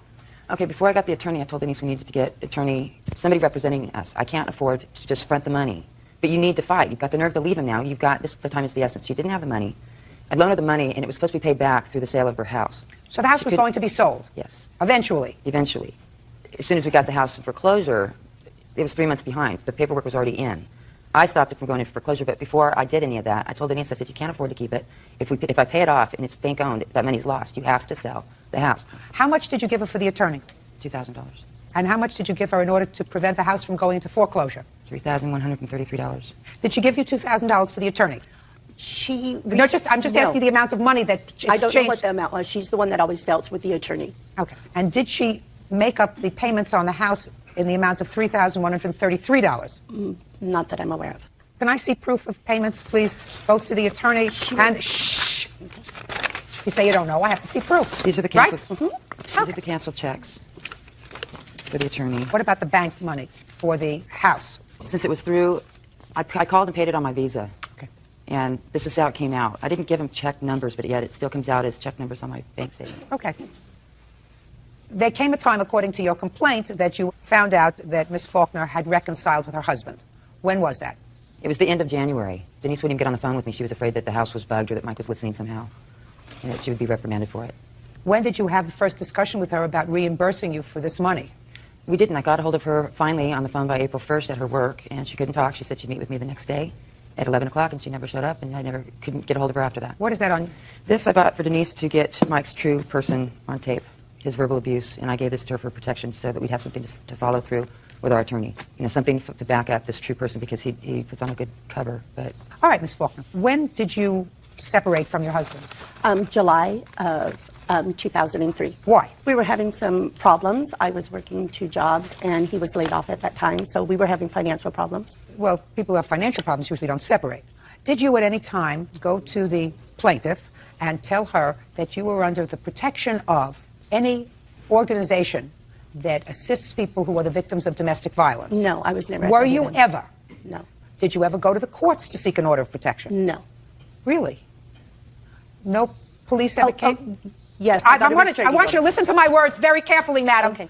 And before you say no, no, no, whatever dealings you have with the courts are very easy for me to ascertain. Do you understand what I'm saying to you? Yes, I do. Very easy. It's a phone call. It was my business for 25 years. So when I ask you a question, you'll give me a truthful answer. Okay. And in this proceeding, I don't give a rat's behind about what your relationship is with your husband. Do we understand each other? Yes, ma'am. Good. Judge Judy continues in a moment. And Machado says former friend Denise Faulkner owes for a loan to leave her husband Mike, and claims Mike was abusing Denise and their kids. Now, did you ever seek the protection of the courts in separating from your husband? Yes, I did. And did you tell the courts when you sought that protection that your husband had been abusive to you? Yes. And how long have you and your husband been married? 19 years in July. And how long did you maintain that order of protection in place? It was good for 30 days, I believe. Did you extend it beyond the 30 days? No, I did not. Why not? Because we... No, don't look over there. Don't look over there. Don't look up here. Look here. Because we were working things out. He obtained an attorney, and I didn't need any protection. He was staying away, and we were fine. You were working things out in order to get a divorce. He had retained an attorney. At that time, did you have an attorney? No, ma'am. You didn't have an attorney because you couldn't afford an attorney? Yes. Let's be very careful what you say to me. I'm not looking at him yet. I'll get to him in a minute. Okay. Good. Now, did there come a time when you went to the plaintiff's home after you consented to either a temporary or a final custody order which gave away 50% or a substantial part of the custody of your children to their grandparents? The answer is yes or no? Yes. And did you, in fact, have a court proceeding where you consented to the grandparents having a substantial portion of time with the children? I believe so. I didn't understand the paperwork. That's why she was helping me. Good. So you didn't understand what was going on? Yes. In court. Yes. And your husband at that time, put your papers down, and your husband at that time had an attorney? And you did not? No, ma'am. So you were grateful when the plaintiff volunteered to, let us say, give you money for an attorney? I was overwhelmed. You were overwhelmed? That she wanted to help me out like that. Well, you were desperate. Would you say desperate is a better word? Yes. Yes. Then there came a time, I assume, that you fell behind in mortgage payments. Is that right? Yes. And at that time, in July, August, and September, I want you to listen to my question very carefully, because we're not talking about 10 years ago, we're talking about less than a year ago. July, August, and September. How much money was your husband giving you to support your 4 children? None. Not you. You were working. Oh, in September, he started making payments to me because he finally got a job. Well, what was he doing in July and August? I don't know. We didn't have contact. He was eating. He was living with his parents. What kind of work does he do? He's a diesel mechanic. So he can work at anything. He's a healthy man. Can work construction. Can drive a taxi. Yes, he can ma'am. pick up cans in the street. He could do something to earn money, right? When you have 4 children, that's what you do. You don't sit in your parents' house and watch TV for 3 months without giving your children money to live on, right? Correct. But he did. Nothing. She helped you, right? Yes, she obtained a lawyer for me. She helped Yes, you she did. survive. Yes, she did. When your husband was sitting But I on was his fat working behind 2 jobs. doing nothing. I was working You were 2 working jobs. 2 jobs. I You was were working. doing Listen to fine. me. You I was were making listen, mortgage payments. Listen to me. You were working 2 jobs to support yourself and your 4 children, and you still, according to you, fell behind in your mortgage payments. According to you, and you still didn't have money for an attorney. Your husband, on his fat behind, was sitting at his parents' house. He had money for an attorney. He retained an attorney. He didn't give you money, but he had money to give a lawyer, and he allowed the house to fall behind in its mortgage payments. So far, did I wrap that up in a ball pretty right? That's correct. Good. No, didn't. Say nothing. I got you. I've gotten you for 25 years. I've never met you before, sir, but I got you. The husband who couldn't afford to give you a dime in June, July, and August found the money to retain a lawyer, right? Correct. And the only one who helped you at that time is your friend. Yes. Is that ma'am. right? Yes, ma'am. Who is not related to you by blood, right? No. Do you have a family? I'm married. I've been married for 10 years. I have 2 kids, 5 and 9. Right. Do you live on a trust fund? No. Do you work? I'm a stay-at-home mom right now until my daughter goes to school. So the money that you gave her was really family money, money that was earned by your husband outside the home. And money right? we've saved for years. And money you've saved. You got it, Miss Faulkner? Yes, I do. You know where your friends are? Yes, I do, ma'am. Oh, okay, good. Is your husband working now? Yes, he is. When did you reconcile with him? January 26th of 2004. Now, I'd like to know the discussion that you had with your husband about repaying the plaintiff for the $3,133 that she laid out to bring your mortgage payments and your other utilities current. What discussion, if any, did you have with your husband? We didn't discuss it because it was a gift. No. No, listen to me. You never had that discussion No, with we Prince didn't. Charming? No. No. Is that because you're afraid of him? No, ma'am. Really? Mm-hmm. Good. Because I tell you something, I'm not afraid of him. I eat him up for breakfast. Okay. You're never supposed to live with a person that you're afraid of, Ms. Faulkner. You understand what I'm saying? I understand completely. If you live with somebody that you're afraid of with cause, then you're a fool. And you're a bad mother. Because if you live with somebody who's a bully and intimidating, that's what your children see. I don't live in your house, but I assume that you're not a nut. No, I am not. I'm very balanced. Well, if you're very I'm a balanced, and great finally, mother. after 19 years, you decided that you had had enough and sought the protection of the court and said that your husband was abusive and you needed an order of protection, I assume you weren't lying. So all I'm telling you is nobody is supposed to live with somebody that is abusive or frightening. Yes, We understand each other? Yes. You owe her the money. Now, you want to tell me about this vandalizing of the family truck. You want to get into that with me? My husband would. Oh, I'd love to hear from him. Okay. Vandalizing the truck. Let me hear. When? Approximately in October. October? Approximately October. Yes, October ma'am. has 31 days. I don't have the police report on that part on me. I have. The You don't have pictures. what? I have evidence proving of situations that were coming up before the actual damage to the truck happened. I don't. Listen to me. Okay. Give me a date that your truck was vandalized and what proof that you have, non-hearsay proof that the plaintiff had any dealings with your truck. Well, ma'am, how about that? How about giving me the date that your truck was vandalized? October 19th. October 19th. Yes, ma'am. 2003. Yes, ma'am. Where was your truck vandalized on It was October parked in the front of my father and Nim's house, ma'am. It was parked in front of? My father and Nim's house. Okay. What time had it been parked there? Overnight, ma'am. I get off work and I'm home about 12:30 at night. And what kind of damage was done to the truck? I have pictures here, ma'am. I'd like to take a look at them. There's also events leading up to that, ma'am.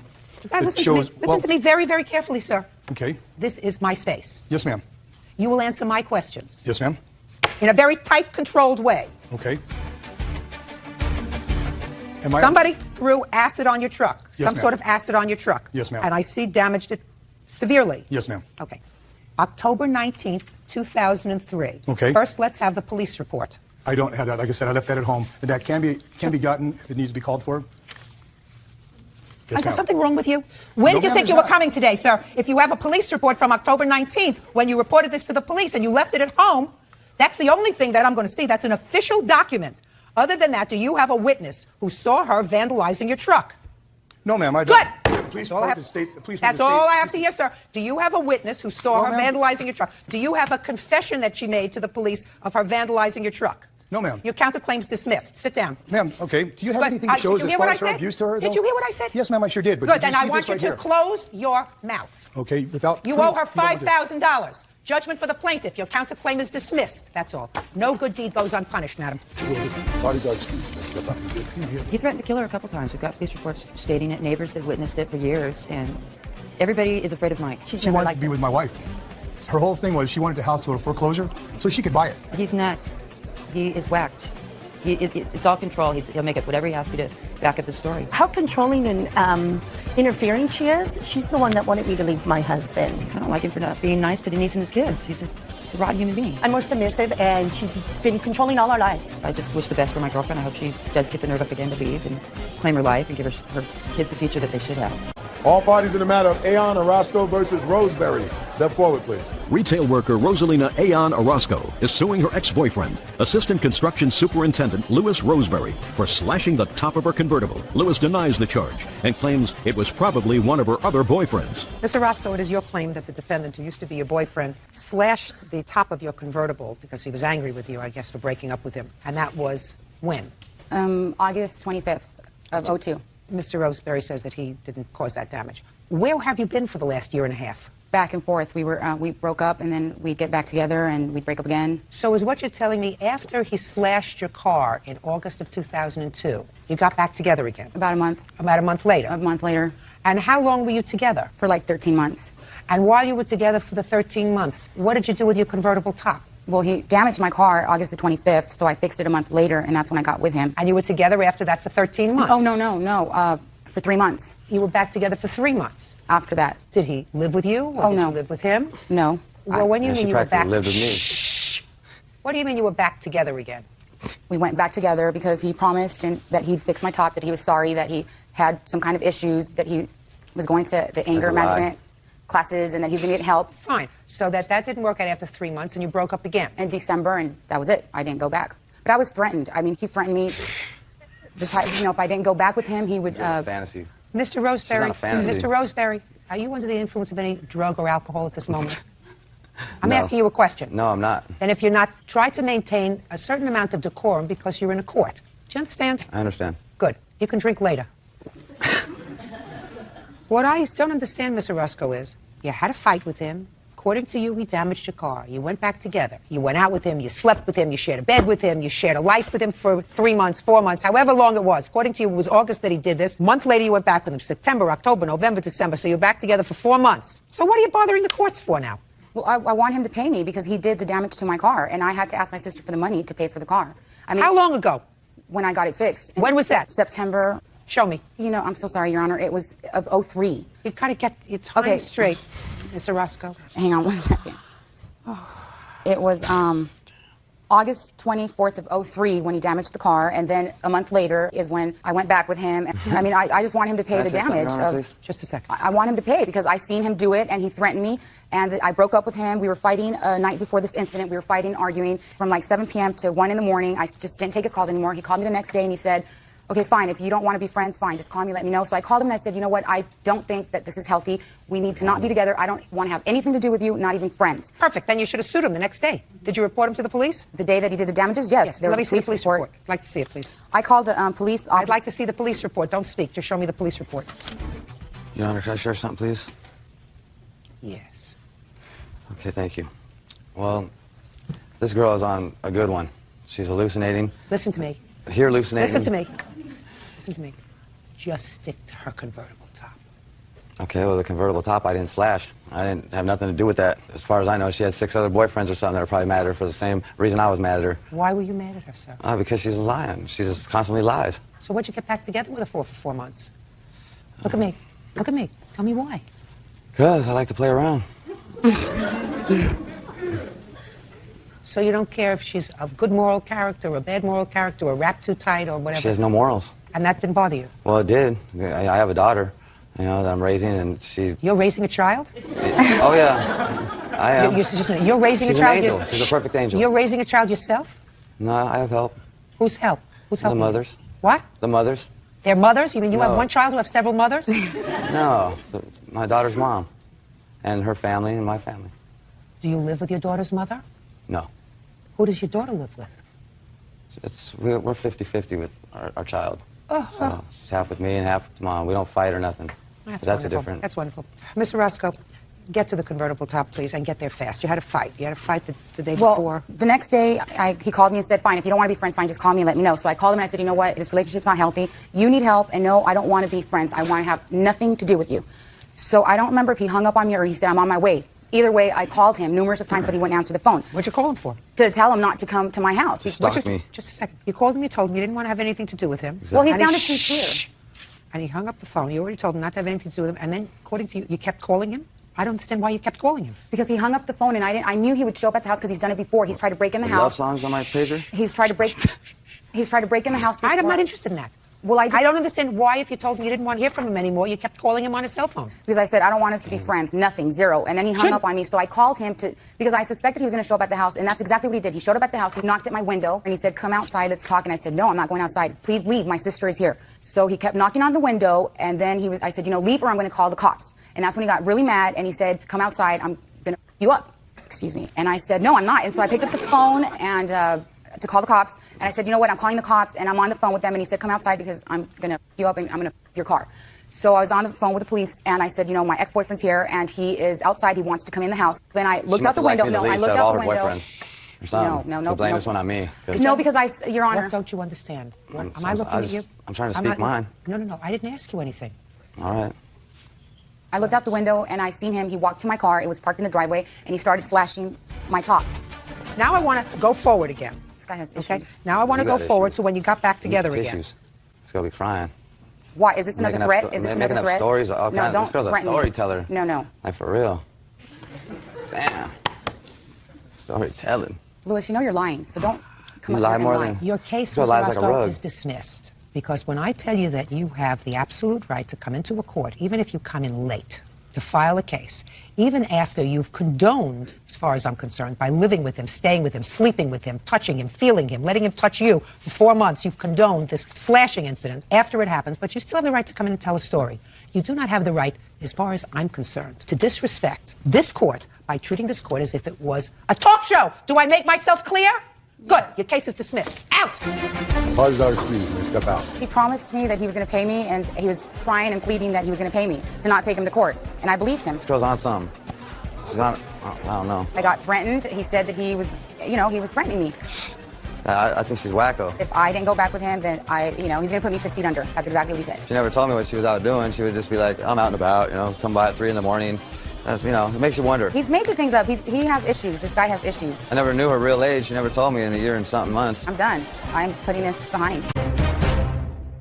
19-year-old Kaya Eliasov and Brandon Blanchard are suing Brandon's father, William Blanchard, for unpaid wages, property damage, and stolen belongings. Court come to order. All rise. Have a seat, everyone. Hello, Judge. Case number 2028, Eliasov Blanchard versus Blanchard. Thank you, Kevin. Welcome. Eliasov? Yes, ma'am. That's you. How old are you? 19, almost 20. 19. Yes, ma'am. What do you do? I am a server. Since when?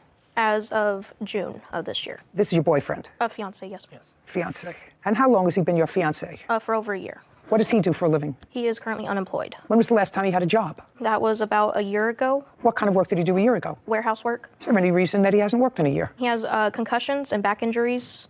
And from what? From car accidents. Does he currently have any lawsuits pending with regard to those accidents? No, ma'am. So the accidents were your fault? No, they were the other people's faults. The other people had no Sorry, the other person didn't have insurance at the time. So later on, he ended up stating that he did have insurance and got out of the ticket. Do you see a doctor regularly? Not anymore, no. I used to, though, until I ran out of my insurance for health insurance. And then the bill just kept stacking up on me. At that time, did you have an attorney? No, Your Honor. Did you ever have an attorney with regard to, did you ever consult an attorney with regard to these accidents? No. No. Okay, fine. Is there any reason why you're not working? Yes, ma'am. I have bad back problems that I've had for quite some time. I have 4 discs out my lower back. I also have knee injuries, shoulder injuries. I was pushing my body more than I should have been. I was over 300 pounds working in a heated environment, working every day, and I dropped all the weight, and then I ended up hurting myself even further from there. And then my doctor told me not to do anything over 20 pounds, so I went against her rules, and I did it anyways, and I kept injuring myself. What kind of work does your father do? He works as a U-Haul business associate and mechanic as well. When did you live with your father? I lived with my father in January, I believe it was 8th. January of what year? Of 2022, sorry. After you have been disabled all this time because of all the heavy work? Yes. Let me give a general outline of what this case is about. Yes, ma'am. You and your fiancée were living where? We were living with my father. No, before you lived with your father. My father. Her father. In what state? Wyoming. There come a time when your father either said it's enough or you decided that you were no longer happy in Wyoming? It was a conflict with his girlfriend that came about. Whatever it was. If it was a conflict with his girlfriend, your father told you to skedaddle. Yeah. Yes, ma'am. And you called your father. No, I didn't call my father. Who did? My father called me. You mean just out of the blue? Yeah, he does it at random once in a while. He just called you at about the same time that your fiancé's father told you to get out. Yes, is what I believe. Anyways, I've had a few concussions, Your Honor, and I don't remember a lot. Okay, we're going to get there. In any event, you had a discussion with your father that you didn't have a place to live, you didn't have a job, she didn't have a job, you had no money. Her father was kicking you out of the house, and he drove cross-country to get you. Yes, ma'am. In what month? It was in January. January of 2022. Yes, ma'am. How many miles did he drive to come and get you? I think 1,000 miles, maybe. Each way? Each way, probably about 2,000 total, something like that. Okay, so he drove 2,000 miles to come and get you. Yes, ma'am. And then he brought you back to his house. Yes, ma'am. And you weren't working. Yes, ma'am. And the girlfriend wasn't working. Yes, ma'am. Okay, so if you weren't working, the girlfriend wasn't working, you had no money, so your father was taking care of your expenses. Yes, ma'am. Okay, good. And now you're suing him. And you're suing him for a host of things, which I'm going to give you a relatively short time to tell me about. But one of the things that your girlfriend, fiancé says is that your father owes you for wages because you worked for him. Yes, ma'am. Doing what? I was doing U-Haul work, basically. What is U-Haul work? Oh, sorry. I'll explain. Sorry, ma'am. Basically, what we do... Not basically. I don't want to hear basically. Sorry. I want to hear what you were doing. I would hook up U-Hauls. I would also clean and inspect all the vehicles. Just a second. Hook up the U-Hauls. Hook up the U-Hauls. Clean and inspect them. Clean and inspect them. What does it involve in cleaning them? Basically, spraying down... Not basically. Sorry, ma'am. Sorry. We spray down all the... Not we. You. Yeah, sorry. I sprayed down every single surface of the innards of the vehicle, basically the steering wheel, the floor plates, the radio, everything. And when you hook them up, explain how you hook something up. How I have to hook something up is just backing up, lining up with... So you have to drive? Yes, ma'am. And you're driving a car and backing up? Yes, ma'am. And so you're using a rearview mirror? Yes. And yourself. You're looking to see where you're backing up because you have to use both. Yes, ma'am. Okay, and then you hook them. Well, what else did you do for your father? I also did paperwork for him, doing like inventory stocks and stuff like that. Terrific. Basically... Not basically. I don't want to hear basically. Basically is a filler sorry, word. Ma'am. What else was I doing? I would sweep, clean up his shop. I would do a lot of things. Okay, all while you were unable to do anything else. Yes, ma'am. I would. Just a second. What were you saying? After your back issues, after your concussions, after whatever other injuries that you had from working someplace. By the way, you don't have a lawsuit pending against anybody, do you? No. So it's just a question of fetching, other than maybe trying to collect a disability somewhere along the line from the federal government. You were able to hook up U-Hauls, clean them and sanitize them, sweep out the premises, do paperwork, but you can't work. I mean, because part of the lawsuit is about all this work that you did. But all while you're telling me that you're unemployable because of all the injuries that you had. Yes, ma'am. Yeah. Okay. You understand how ridiculous that sounds to me. Yes. I only had one other case in my recent memory that sounded anywhere familiar to this story. And that was a man that was also receiving disability because he had a bad back. He was the plaintiff in a lawsuit suing someone because he had built them an outdoor patio deck alone. And he wasn't paid the $6,000 for it. But he had been collecting disability for a back ailment for 31 years from the federal government. That sound odd to you? Yeah. Well, doesn't it sound odd to you that you're able to put hookups together and sweep and everything else, but you can't say, do you want a hamburger with your fries or fries with a burger? Yes, ma'am. That sounds peculiar to you. Right. So I don't want to hear about work. Okay, that's the first thing. And you lived in your father's house for how long, by the way? I think we only lived there for the first month, and then we ended up getting moved out to a camper for like the last bit of the, I think, 2 months that we were there. I don't know what you're suing for. You want to tell me? I don't want to see any pictures of what? Of the truck?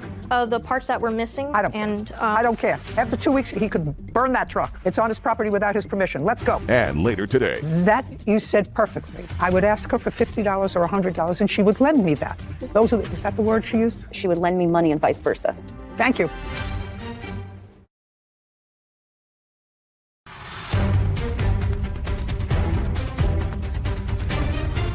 "19-year-old Kaya Eliasov and Brandon Blanchard claim Brandon's father, William Blanchard, owes for unpaid wages and stolen property. William is countersuing for moving expenses and property damage. Now, I'm not entertaining your wages because you can't work. That's what he just swore to. He can't work. That's why he's unemployed. He has 4 disc problems. I think he said 4. Whatever. He can't work. Forget him now. I want you to tell me what you're suing this man who drove 2,000 miles to rescue you after your father threw you out. I want you to tell me what you think he owes you for. For the stolen property of my vehicle. What stolen property of your vehicle? He stole my toolbox with a key with it and also parts that went to my vehicle. Did you take her toolbox? No, ma'am, I did not. Next. What's next? Whenever I confronted him about it. About what? About the toolbox when we went to go get my truck, then he would say what he just said, that he never took it. But when I asked him where did the key go for it, he denied he would just ignore that fact. Well, it's not a fact. It's not a fact unless you can prove that he took your property. You said he just said to you, I don't have your toolbox. But my vehicle was on his property, in his possession. Okay. And that's what you have. Your vehicle, while you were living there, was on his property, and therefore he's responsible for the toolbox. Yes, ma'am. When he kicked us out and then told us to come back for the truck, he was going to give us 2 weeks to have it towed. Because the truck wasn't working, but he let the truck stay on his property for 2 weeks. Yes. What else are you suing him for? Just for the repairs on the vehicle. On what vehicle? On my truck. That whenever I went to go get the truck off his property after that 2 weeks, that's when the toolbox was missing, and I also looked under the hood, and there was wires hanging out, and those wires, I do have pictures. So just a second. Let me ask you this question. You said, you said he gave you 2 weeks to come and get your truck off his property. The truck was inoperable when you left it on his property. Wasn't running. No, ma'am. That's right. You did not come to get it off his property in 2 weeks. You came after the 2 weeks. Yes, ma'am. How much after the 2 weeks? I think just like a couple days after. We came back on April 23rd and we left the property April 6th. So it was after the 2 weeks? Yes, ma'am. Anything else? Yes, Your Honor. Well, let's get there fast because I'm quickly losing patience with 2 ingrates. Here's the pictures. I don't want to see any pictures of what? Of the truck? The parts that were missing. I don't care. I don't care. After 2 weeks, he could burn that truck. It's on his property without his permission. Let's go. Move on. Your father came 2,000 miles to get you. He fed you for a month. He kept a roof over your head for a month. In return, you're suing him for nonsense. Let us move on. Yes, Your Honor. Anything else? No, Your Honor. Very good. Okay. Now, Mr. Blanchard. Yes, ma'am. You have a countersuit that actually you wouldn't have brought now because you didn't have an agreement with your son and his fiancée when you went to get him. How many children do you have? 8 altogether. Prior to going to get him cross-country, when had you seen him? Been several years. Tell me about the conversation when he contacted you. He said, Dad, I have no place to go. We can try to stay with her grandmother. I offered, said, I'll come get you if you have no place to go. And then? Within a week, I dropped everything to go get him. Now, when your son and his fiancée came to you, sir, did you put him to work in your business? Yes, ma'am. And how long was he in your business? Altogether, maybe less than 90 days. Did he work in your business after they moved out of your house? He said they only lived in your house for 30 days. They were in the house 45 days, and then they were left another 45 days inside of a camper. Can you tell me why they moved into a camper? There was a chance of my daughter coming home, and they were living in her room at the time. And so I wanted to make sure they still had something, so I put them into a camper. Camper on your property? Yes, Your Honor. What kind of camper? Small camper. So they used the inside of the house to shower and yes, Your Honor. Stuff, but they slept in the camper? Yes, Your Honor. All true? Yes, ma'am. Yes, ma'am. And he paid for the camper. He paid for the electricity, water, etc. when you were now. She wasn't working. Did he also pay for the food? Did you eat in the house or did you eat in the camper? No, ma'am. We were getting food stamps. So we paid for our own food, and we also helped them with their food as well. Why were you getting food stamps? For the short bit of time because he recommended to get on food stamps. Had you been on food stamps when you lived in Wyoming? No, ma'am. Okay, how did you support yourself there? I was working at the time. And what about him? Driving company, basically, we go around, pick up food from places and So you were able to drive? Yes. Oh. For only a little bit. With all those injuries? Amazing. Okay, I would like you to testify, sir, now to the conversation that you had with your son with regard to compensation for coming to pick him up in Wyoming. Be very careful what you say to me. I told my son before I picked him up, I said, you need to pay me back for this trip. Did you tell him what for the trip? I mean, yes, your for all time? expenses.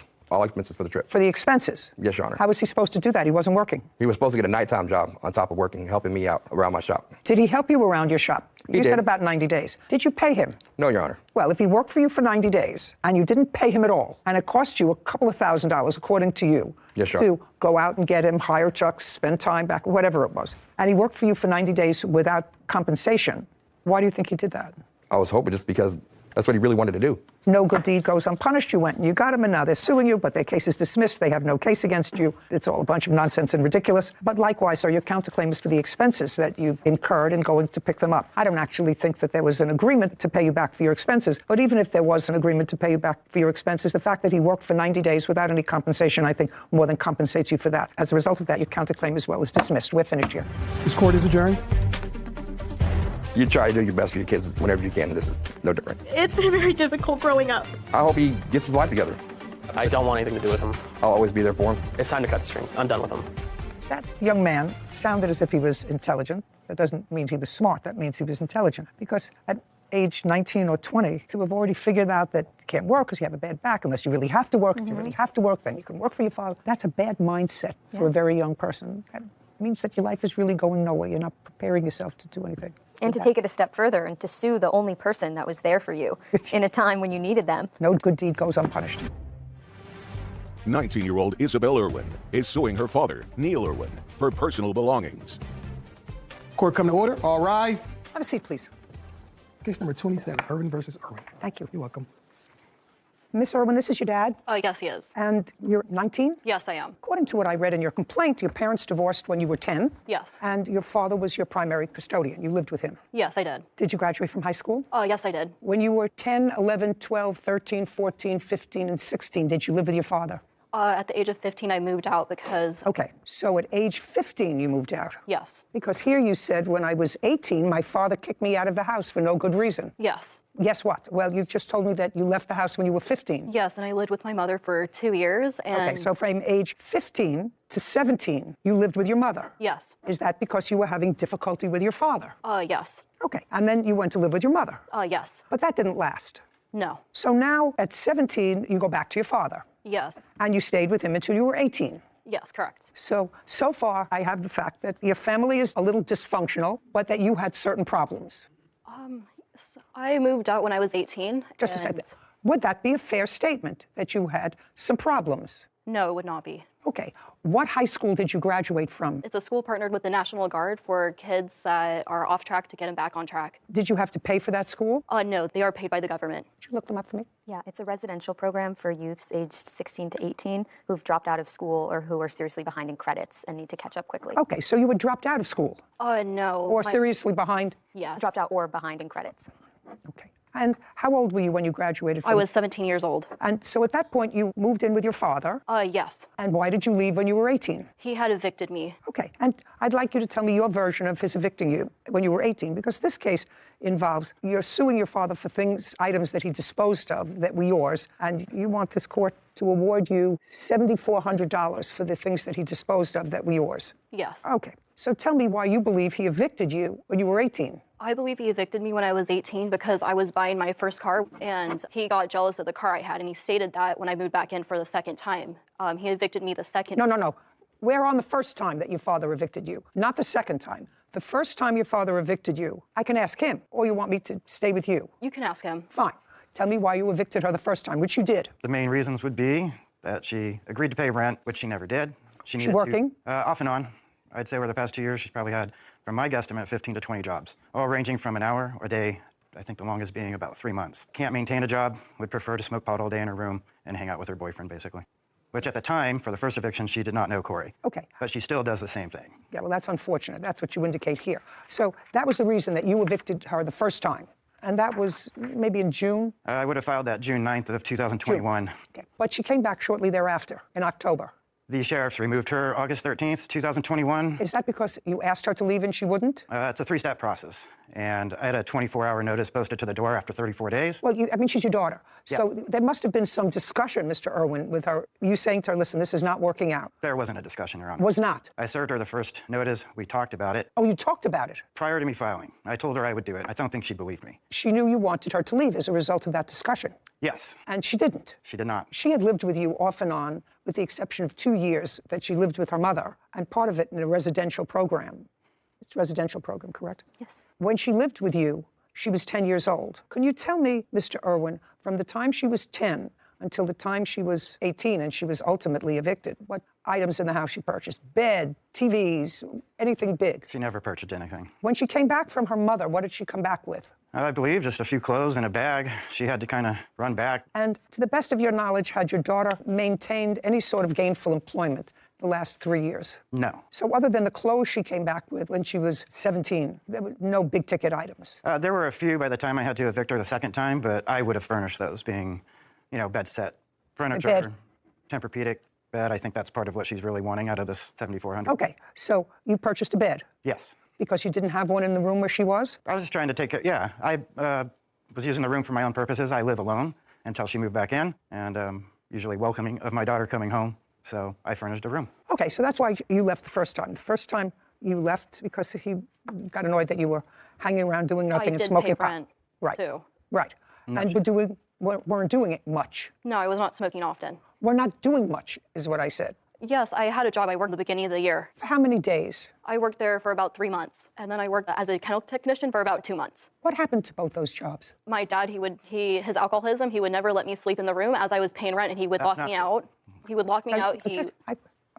He would lock me out, and he would flip the garage switch, so I wasn't able to get access to the house. I wasn't able to get clean, so I couldn't obtain the job, and my mental health wasn't there for that job, so that's why I took the kennel technician job, and that's when he evicted me. Where are you living now? With my boyfriend. That's him? Yes. And where are you working now? I am unemployed. Sorry, that's easy. So now you're not working. Now nobody's locked you out. Nobody's made it impossible for you to work. And what kind of work does your boyfriend do? He is construction. I do DoorDash. Okay. Your boyfriend is construction? Yes. How old is he? He is 20 years old. You're Corey? Yes, Your Honor. Who do you live with?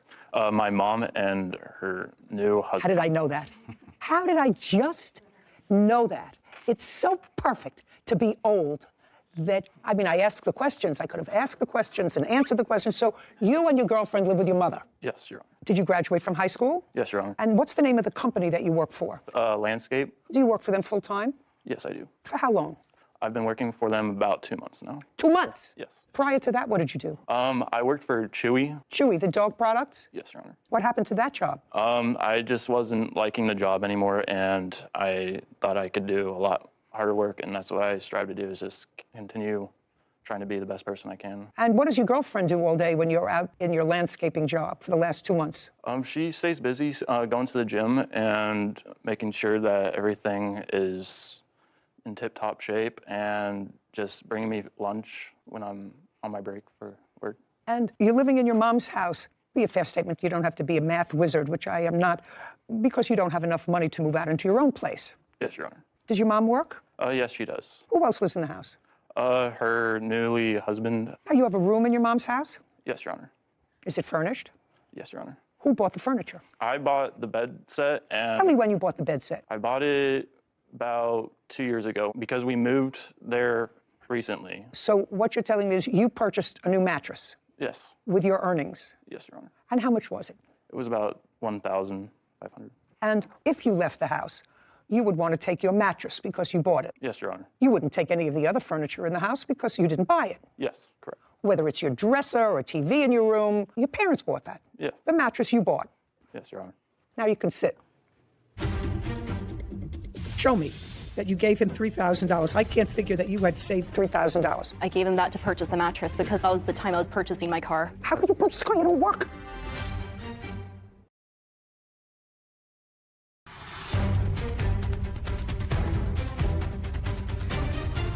"19-year-old Isabel Irwin claims her father, Neil Irwin, owes for personal belongings. Now, I'm going to sort of pull this together. Eventually, you moved back into the house after an initial eviction, and you weren't doing well, I assume. Yes. And then you came back a couple of months later and asked your father if you could move back in. Yes. And he said, okay. Yes. And that didn't work out. He was unhappy with the arrangement. I was paying rent before. He was kicking me out, so I decided not to pay rent. Whatever the reason, he wasn't happy with it. You were gone for a couple of months. He evicted me, yes. Yes. Well, he evicted you for a reason, Miss Irwin. You have to stop being a baby. He evicted you for a reason. He took you back because you went there. You said, I have no place to go. I assume, without going into specifics, because you look a little frightened, and I don't have to get that crazed with you because it sounds like a very sad situation. He said, it's not working out again. I want you to leave. And when you left, you did not, according to you, take your stuff. And your father, at some point, after he received a text message from you, which I assume you have, sir. I do. Which said, have a nice life. After he received that, waited a while and that disposed. That was a statement I made because I asked him to help me fill up my tires because they needed air, and I saw him pull into the Safeway parking lot and leave with his groceries, and he never helped me. Okay,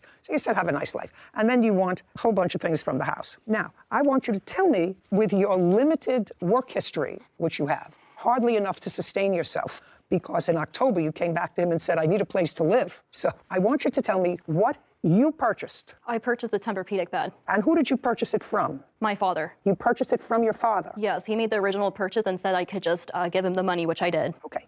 And how much did you give him for the mattress? $3,000. That's incorrect. Show me that you gave him $3,000. I can't figure that you had saved $3,000. I gave him that to purchase the mattress because that was the time I was purchasing my car. How could you purchase a car? You don't work. You don't work.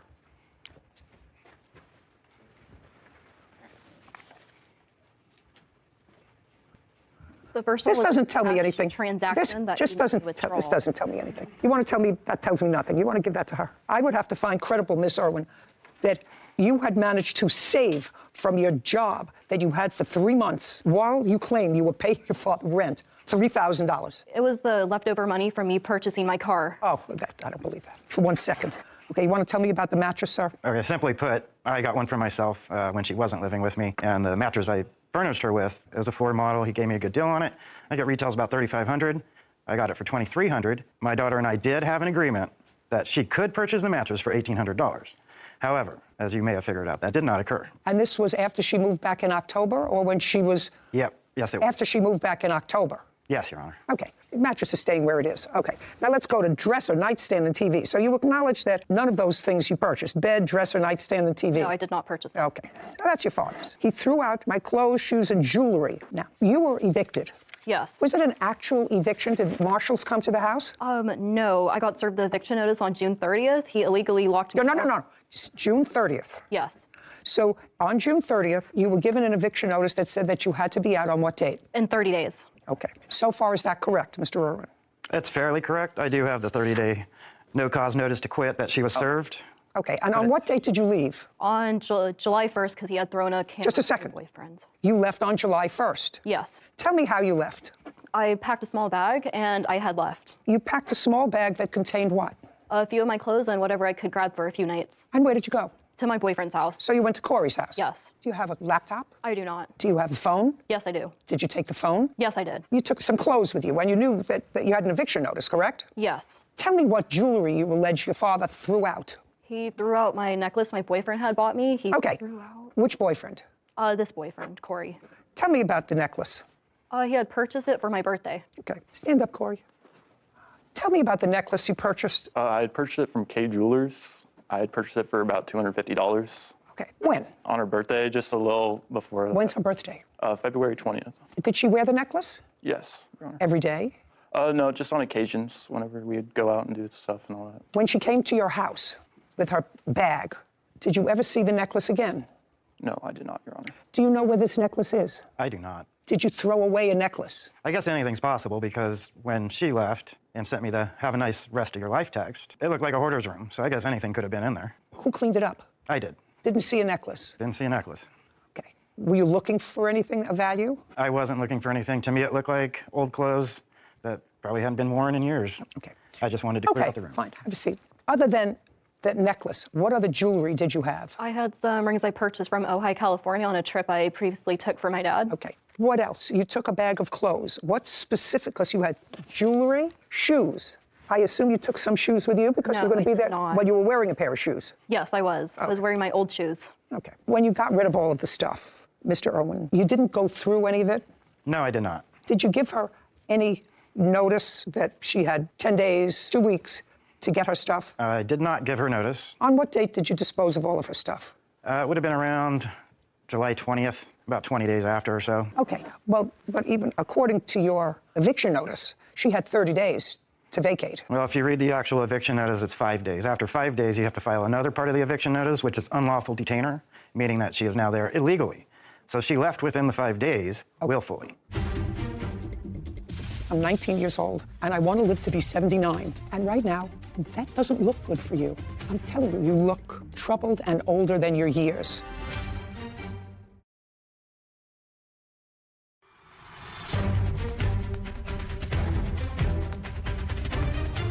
"19-year-old Isabel Irwin has accused her father, Neil Irwin, of throwing out her personal property. Neil claims he paid for Isabel's belongings. Okay, so you didn't file the next step? I did not. So she left within 5 days. That was... Yes. And she just left the place a mess? A mess, yes. Okay, who is this? This is my mother, Janice Leonard. Could you stand up, please, for a moment? Miss Leonard, how many grandkids do you have? Well, from Neil to I have 6. Did you and Miss Irwin get along? Oh, yes. She came to, we lived in Idaho at the time. I had an equestrian center. So every summer she would be there all summer long. We taught her to ride. She had the best horses. She jumped. She was a fantastic rider. But as the years went on, it was just getting more difficult. When she turned 14, her behavior changed drastically. Can you describe, I know that you moved back to where your son lived. And according to the answer, he gave you a key to the house. He was in Las Vegas on a trip. That's correct. Could you describe when you went into the house what Miss Irwin's room looked like? Every time I would go over there, the house would be worse every single day. And there was a very strong pungent smell, so I thought the dogs were going to the bathroom. Her room was a total disaster. There's clothes literally strewn, I don't know how tall, but 12 inches maybe. Nothing was ever picked up. And one day, before Neil came back, I said, this place is really smelling bad. And later I learned that they were smoking marijuana. They would be in the bedroom and giggling and in the bathroom together. And when I would come, she'd only be there for maybe 20 minutes and they both would leave. There was no respect, I have to say. I've seen her in action and she can be very nice and very polite, but there's a whole nother side that is actually very scary, to the point when she was, years ago, 14, my husband and I were locking our bedroom door because we were afraid of her when she stayed. Okay, thank you. Isabel, is that what they call you, or they have a Yes. Isabel. Word of advice, caution, you're 19? Yes. You look older. That's not a compliment. You seem like an intelligent young woman. Thank you. But I see issues there of blaming everyone else, and it's very possible that your father and your mother and other people share the blame in your issues. That's possible. But at this point in your life, Isabel, you're just starting, and you can either spend your life blaming somebody else, parent, grandparents, siblings, for where you are, or you can say, I have to get myself some help, and put a period, because I'm 19 years old, and I want to live to be 79. And right now, that doesn't look good for you. I'm telling you, you look troubled and older than your years. Your father looks better. Your grandmother looks better. They look appropriate to their age and stage and clearer. So I think that you should get some help. I also think, Mr. Irwin, there were things in her room, and I